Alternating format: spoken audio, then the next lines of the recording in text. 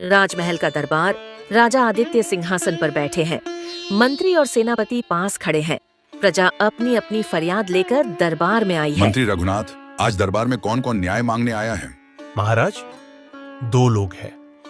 एक गरीब किसान हरिराम और एक व्यापारी धर्मदास।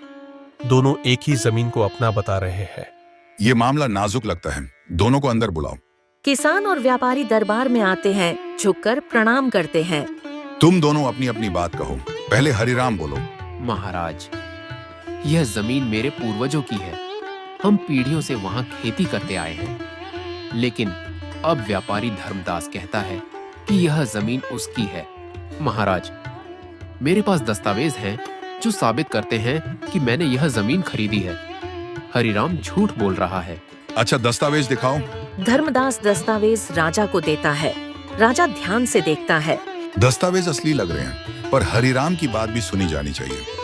हरिराम, क्या तुम्हारे पास कोई सबूत है? महाराज, मेरे पास कोई कागज नहीं है। हम तो बस खेती करते आए हैं। हमें कभी कागज की जरूरत ही नहीं पड़ी।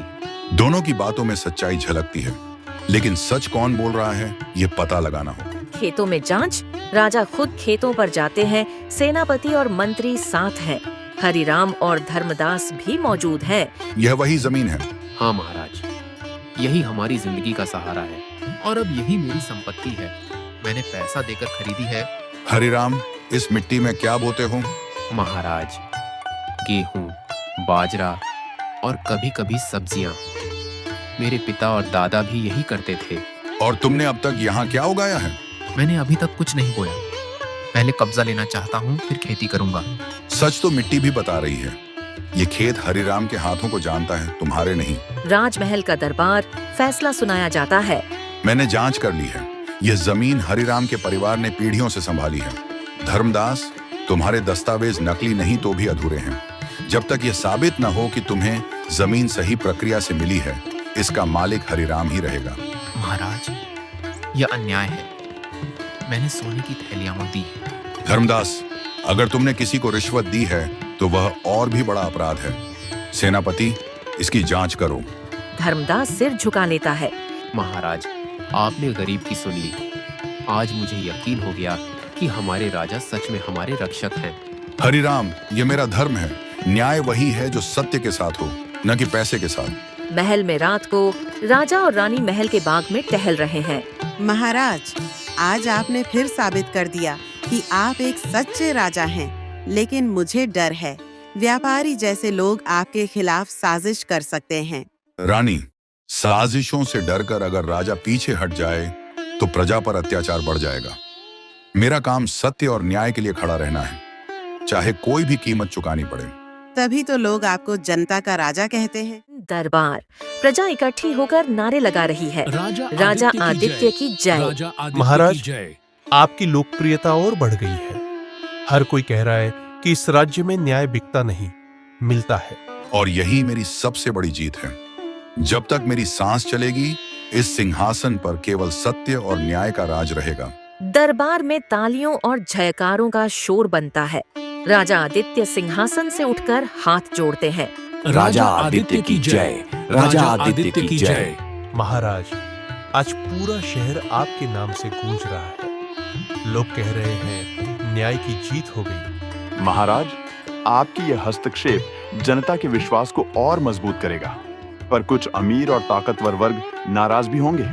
विक्रम, सत्ता का काम डर से नहीं, समझ से चलता है। जो लोग गलत राह पकड़े हैं, उन्हें सच का सामना कराना हमारा कर्तव्य है। भीड़ धीरे धीरे शांत होती है। उस बीच रामदीन कदम से आगे आता है।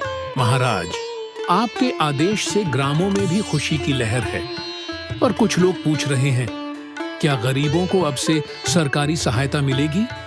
खेती के लिए बीज और संयंत्र?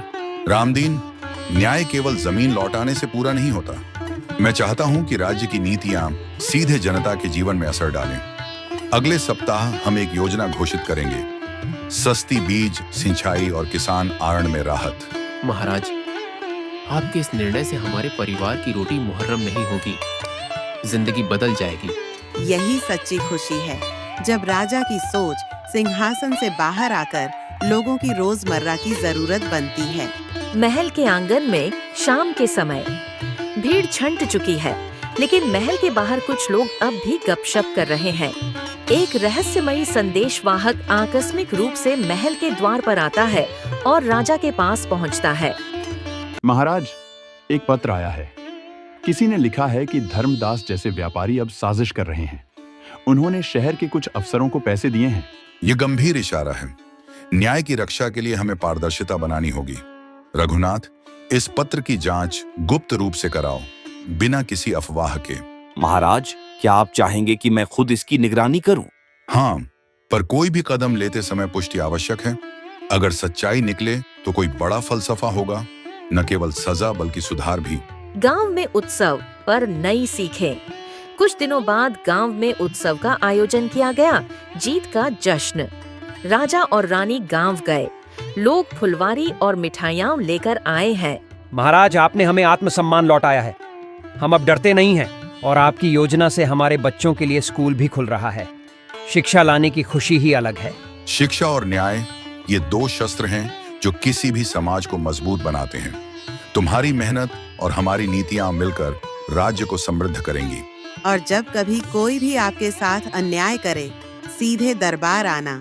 हमें आपकी आवाज सुननी है, न कि केवल सुनने का दिखावा करना। धर्मदास की साजिश का खुलासा। मंत्री रघुनाथ गुप्त जांच में सफल होता है। कुछ दस्तावेज और गवाह सामने आते हैं जो साबित करते हैं कि धर्मदास ने कुछ स्थानीय लेखाकारों को रिश्वत दी थी। महाराज, हमारी जांच में पाया गया है कि धर्मदास ने कुछ अधिकारियों को रिश्वत दी थी और कागजात में फिर बदलकर जमीन अपने नाम कर ली थी। महाराज, मैंने अपनी गलती मानी, पर मुझे सजा कैसे दी जाएगी? धर्मदास, तुम्हें पहले अपने की का पूरा हिसाब जनता के सामने देना होगा। साथ ही वे अधिकारी जिनको तुमने रिश्वत दी, उन्हें भी अपना पद और सम्मान खोना होगा। और तुमको उस जमीन पर सार्वजनिक काम करने का आदेश दूंगा, बाजार के निर्माण हेतु, ताकि तुम्हारा धन समाज की भलाई में फिर से उपयोग हो। महाराज, मैं स्वीकार करता हूँ। जो मैंने किया उसके लिए मैं पश्चाताप करता हूँ। पश्चाताप और परिवर्तन तभी अर्थ रखता है जब उसे समाज के हित में बदल दिया जाए। कुछ महीने बाद खेत हरे, लोग काम में लगे, बच्चे स्कूल जाते हैं। दरबार में अब सबसे अलग वजन है। फैसला अब मात्र सजा नहीं, सुधार की दिशा में है। महाराज, आपकी नीति से हमारी सेना और जनता के बीच विश्वास और बढ़ा है। लोग अब स्वयं कानून के पालन में मदद करते हैं। यही चाहिए। जब तक जनता और शासन एक दूसरे पर भरोसा रखते हैं, राज्य का वास्तविक सुख वही है। महाराज, मैं आज अपने बच्चों को स्कूल भेज रहा हूँ। उन्होंने पहले कभी उम्मीद नहीं की थी कि उनकी जिंदगी बदल सकती।